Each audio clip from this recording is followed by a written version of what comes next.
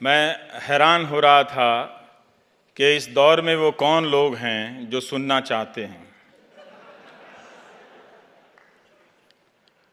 बोलने वाले को इतना गुमान हो गया है कि वो किसी की सुनना ही नहीं चाहता है। तो हम ये मान कर बैठे थे कि कोई सुनने वाला नहीं है, अब इस देश में सिर्फ बोलने वाला है। पर आप इतनी बड़ी संख्या में आए और किसी को सुनने के लिए दिल्ली से बुलाया है, तो कोई बात होगी आप में। इतनी तो बात होगी कि आपको सुनने से डर नहीं लगता है, भले ही बोलने वाले को डर लगता हो। तो जब तक सुनने वाले नहीं डर रहे हैं तब तक खुल के बोलना चाहिए, और ये अच्छा संकेत है। मुझे नहीं मालूम कि आप पहले भी सुनना चाहते थे या नहीं चाहते थे, लेकिन अभी आप जब सुनने के लिए तैयार हैं तो बोलने वालों को बोलना चाहिए। हम जिस दिल्ली से आए हैं वो आजकल दो तरह की बातें करती है कि हम डर के मारे बोलते नहीं हैं, और दूसरा कोई बोल देता है तो उससे जाकर ज़रूर पूछती है दिल्ली, तुम्हें बोलने से डर नहीं लगता है? तो ये माहौल है, तो हम ये एक यात्रा तय कर रहे हैं। दरअसल हमें सोचना चाहिए कि हमें डर क्यों लगता है। क्या किसी नेता से डर लग रहा है या सिस्टम से डर लग रहा है? सिस्टम से क्यों डर लग रहा है? क्या हमारे भीतर कोई राज है जिसके बाहर आ जाने से हम डर रहे हैं? हो सकता है हिंदुस्तान की जनता को जो सिस्टम मिला है और जिस तरह की नाइंसाफियां सिस्टम इस जनता पर थोपता है, मुमकिन है कि आप सबके कुछ राज हों जिसके डर से आप ना बोल रहे हों। लेकिन इसके बाद भी आप सब पर यह जवाबदारी है कि भारत के लोकतंत्र के लिए आप बोलेंगे। अगर आप भारत के लोकतंत्र के लिए नहीं बोलेंगे तो आपके भीतर जो छोटे किसी अपराध का डर बैठा हुआ है, उससे बड़ा अपराध ये हो जाएगा कि आपने भारत के लोकतंत्र के लिए नहीं बोला। तो अपने छोटे अपराध के लिए एक और बड़ा गुनाह करने से खुद को बचा लीजिए और पूछिए सवाल कि कब तक हम नेता का विकल्प नेता में ढूंढते रहेंगे, सिस्टम का विकल्प सिस्टम में कब ढूंढना शुरू करेंगे? थाना, जिसे हम सरकारी संस्थान कहते हैं, कोर्ट, यूनिवर्सिटी, जिसे आजकल हम 3-4 वाइस चांसलर के चेहरे से जानते हैं, उनके अजीबोगरीब बयानों से जानते हैं। आप कोई भी इदारा ले लीजिए इस देश में, वो आपको अकेला करने के लिए, तोड़ देने के लिए सक्षम है।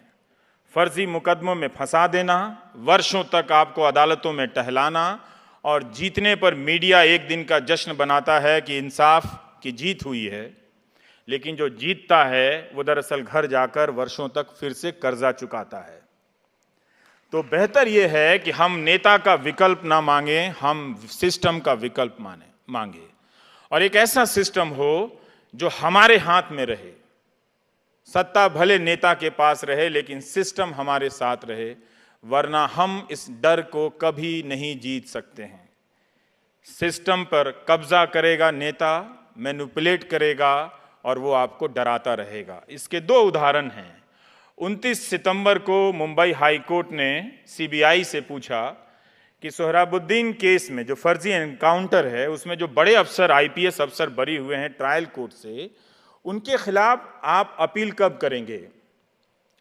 ये खबर सरकार का प्रोपेगेंडा करने वाले एंकरों के सामने से नहीं गुजरी थी और ना गुजरेगी। अब सीबीआई ने ट्रायल कोर्ट के फैसले के खिलाफ अपील की है, मगर जो जूनियर अधिकारी, दरोगा स्तर के अधिकारी जो बरी हुए थे फर्जी एनकाउंटर के मामले में, उनके खिलाफ अपील की है। लेकिन जो आईपीएस ऑफिसर बरी हुए हैं उनके खिलाफ अपील नहीं की। तो ये देश की सीबीआई के चश्मे के पास एक चश्मा है। उस चश्मे के 2 नंबर हैं। 1 नंबर के चश्मे से उसे ट्रायल कोर्ट के बाद हाई कोर्ट नजर आता है, और 2 नंबर के चश्मे से उसे ट्रायल कोर्ट, सुप्रीम कोर्ट नजर आता है। दूसरा संजोग देखिए कि कर्नाटक हाईकोर्ट के जस्टिस जयंत पटेल को इस्तीफा देना पड़ता है, जिनका संबंध एक ऐसे फैसले से है जो वो गुजरात से संबंधित है, इशरत जहां के मामले से। उन्होंने इस मामले में फर्जी एनकाउंटर के मामले में सीबीआई जांच के आदेश दिए थे। असलियत क्या है वो जानते होंगे या दुनिया जाने, मगर ये संजोग बहुत खतरनाक है कि एक चीफ जस्टिस बनने लायक जस्टिस को इस्तीफा देना पड़ता है और हम चुप रह जाते हैं। तो सिस्टम के लिए हम जब भी चुप रहेंगे, अपने भीतर एक और डर का कमरा बनाएंगे। इसलिए अपने भीतर डर का अपार्टमेंट मत बनाइए, हिम्मत की बालकनी में आइए और जरा बोलिए।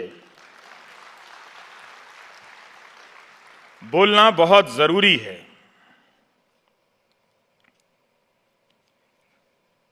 इस ना बोलने के कारण जो समाज को और हमारे लोकतंत्र को नुकसान हो रहा है वो बहुत खतरनाक है। हम सबको एक मीडियाटाइज सोसाइटी से गवर्न किया जा रहा है, कंट्रोल किया जा रहा है। मीडियाटाइज सोसाइटी आप उसे समझ सकते हैं जहाँ दिन भर चैनल एक ही बात कर रहे हों, दिन भर अखबार वही बात कर रहे हों और सोशल मीडिया पर आईटी सेल वही बात कर रहा हो। अब ज़रा सा कोई बात अलग कीजिए, वो आपको आइसोलेट करने के लिए आ जाते हैं, डराते हैं, आपको धमकाते हैं। और नतीजा क्या होता है कि आप बोलना बंद कर देते हैं, आप एक कमज़ोर नागरिक में बदल जाते हैं। लेकिन जो नॉन मीडियाटाइज सोसाइटी है वो बहुत अलग है। आप उस समाज के भीतर जाके देखिए तो ना तो वो मुहर्रम के समय झगड़ता है, ना दुर्गा पूजा के विसर्जन के समय झगड़ता है। उसे मालूम है कि ट्रेन में साथ चलना है तो वो एक दूसरे के साथ पराठे भी बांट कर खा लेता है और पूड़ियाँ भी बांट कर खा लेता है। लेकिन जो मीडियाटाइज सोसाइटी है, जिसके ज़रिए न्यूज़ एंकर रोज़ रात को डर का राष्ट्रीयकरण करता, हमारे देश में बैंकों का नेशनलाइजेशन हुआ था, ये फियर का नेशनलाइजेशन करते हैं, उसका डिस्ट्रीब्यूशन करते हैं। बताते हैं कि अगर तोप यूनिवर्सिटी में नहीं लगा, टैंक नहीं लगा, तो हमारे देश के बच्चों में राष्ट्रवाद नहीं आएगा। अगर टैंक से ही राष्ट्रवाद आना है तो पहले टैंक बनाओ भाई, गली गली में टैंक बनाओ, टैंक खाओ, टैंक पियो, टैंक ही सो जाओ, टैंक हो जाओ और राष्ट्रवादी बन जाओ। ये वो डर बांट रहा है आपके भीतर कि वंदे मातरम नहीं बोलोगे तो देश बंट जाएगा। वो तरह तरह के ऐसे मुद्दों को लेकर आता है जिनका आपकी वास्तविकता से, वो वास्तविक हैं लेकिन आपकी रोजमर्रा की वास्तविकता से कोई लेना देना नहीं, और आपके भीतर एक डर पैदा करता है। इसीलिए जो मीडियाटाइज्ड इंडिया है वो डरा हुआ इंडिया है, क्योंकि उसके पास आधी अधूरी सूचनाएं हैं और वो हमेशा आशंकाओं पर जीता है। जो नॉन मीडियाटाइज्ड इंडिया है वो डरा हुआ इंडिया नहीं है, वो आपको हमको जानता है। उसने देखा है कि जिस गांव में एक भी मुसलमान नहीं, वहाँ हिंदू मुहर्रम का तजिया उठा लेते हैं, और जिस गांव में हिंदू का पंडाल है दुर्गा पूजा का, वहाँ जाकर मुसलमान सर झुका के हाथ जोड़ के नमस्कार भी कर लेता है। तो हम इस हिंदुस्तान में रहते हैं, ये नॉन मीडियाटाइज्ड हिंदुस्तान ही हमारी उम्मीद है।